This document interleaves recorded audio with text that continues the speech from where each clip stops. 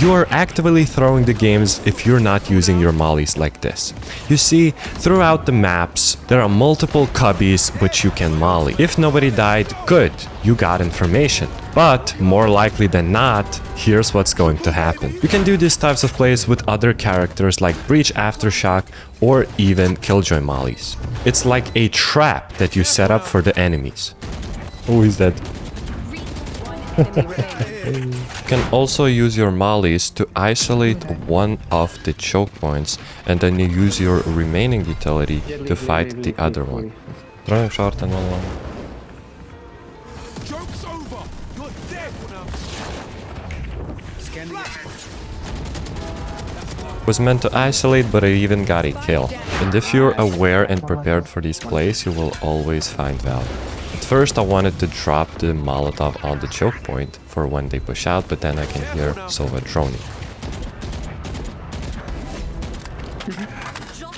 And then we move on to another stage of the game, which is isolate one of the guys, use util on the other guys. Watch this, watch this, watch this. Going up. Flash.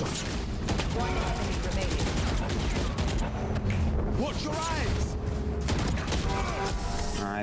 The pattern continues, everybody. For those of you who don't know me, my name is Happy and I'm an immortal high-level coach. In this series, I help you improve your game sense and talk about how to get an advantage on every single fight that you take. If you're tired of being stuck in the same rank, I strongly suggest joining the premium tier of my group, which will be linked down in the description. Inside, I talk about the purpose of every single role, how to learn a new skill, and most importantly, how to play your character. So if you're someone who's serious about improving in Valorant, I suggest you join. Let's get to the video. After getting back with my ult, I can hear the enemy running, so I'm gonna peek while he's running to catch him off guard. Oh, you ain't coming back. They're on B. Because Theo is on B, I wanted to take even more space, especially because we're up numbers. It's a 5v4 and we have a bunch of side control. My job is kind of wait until enemies go into main and then shoot them. From behind, of course, like an aggressive assassin. I'm only committing on this fight if Killjoy is not looking at me, but because he was, I was just gonna jiggle, shoot 2 bullets and run away. Bro is still on B? I started to run because it's literally impossible for Theo to win anymore if he's still in main. That's mostly because of how much time is left. We do a very simple here repositioning as soon as we take contact play here. We also open up the door to make them think that I'm in door, or at least in A main. One enemy remaining. Last player standing.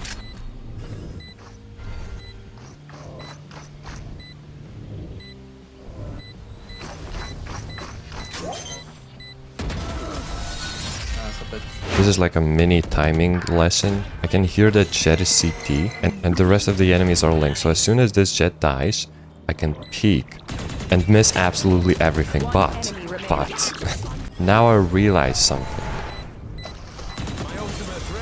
Bro, I can just feel the low rank mistakes. Everyone's just forgetting. I see that Jet's there, there's 2 people here.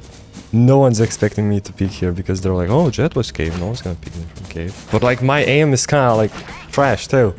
I'm like panicking a little bit because I'm like, I'm gonna punish them, but I don't want to punish them. I don't know. So my lobby is right now, because I'm ranking up a little bit slower, playing less games, is that I'm either playing against real Ascendants or with real Ascendants, or like high immortals and against high immortal. So as soon as I know that this is likely a lesser rank game, I start playing differently. I start peeking angles like this, because what is bro even clearing here, right?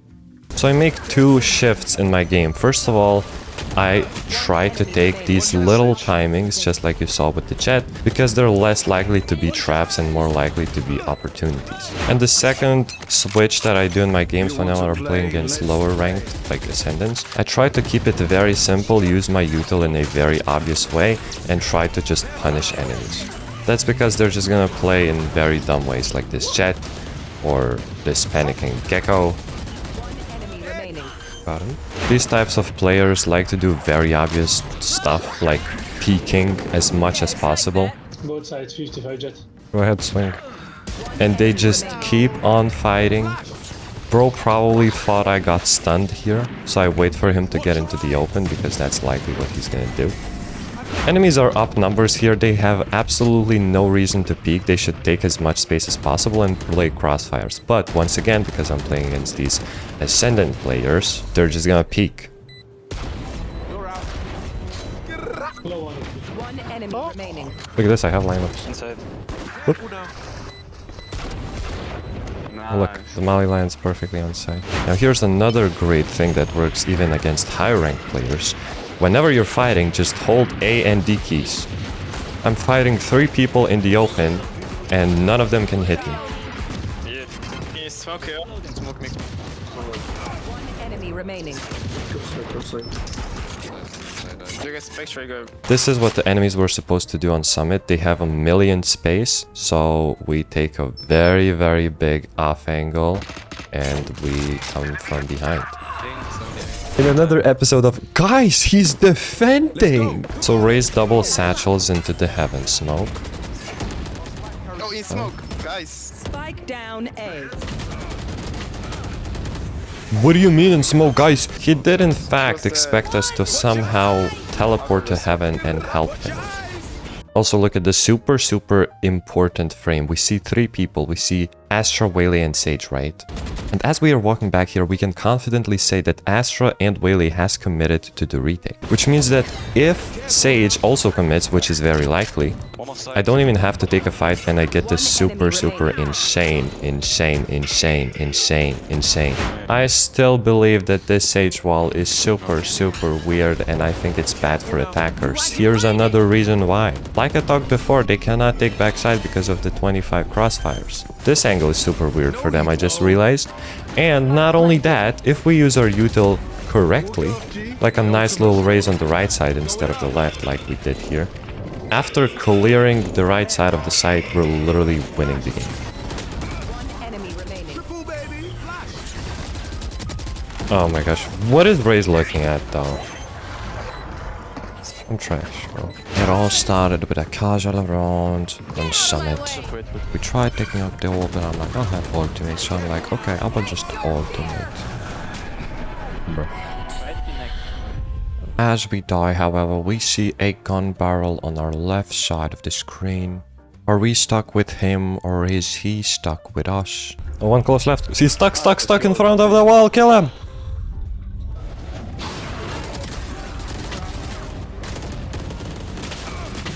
Oh my god, just 1 HP, bro! I think the question has been answered. The stepsister is stuck with Happy. Who's cooking? Happy's cooking. This is how the gameplay looks when I don't feel bad about punishing bad players. 2v5 ult is going down. Obviously, I'm gonna take this fight. We call out that Reyna is on site. We pop a random molly in case they rush my killjoy. We see that Clove is actually looking at site, so they might not even know that I'm here. Standing.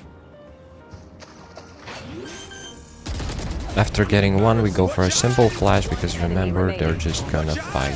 And after making the flash on the left side, we reposition because contact has been made. Contact has been made again. We reposition and we go for the potential Lark to a main. But Fate doesn't know it.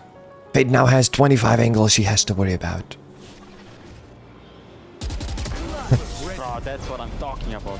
Defenders win. You are very smart. Guy. Have a nice day, guys. Love you all. They're stuck in me, but no, game sense, whatever. Fate is fighting demons in that smoke, but I get all the credit for the good flash.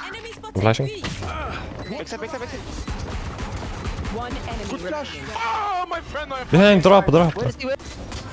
Oh my god, bro. I'm the best.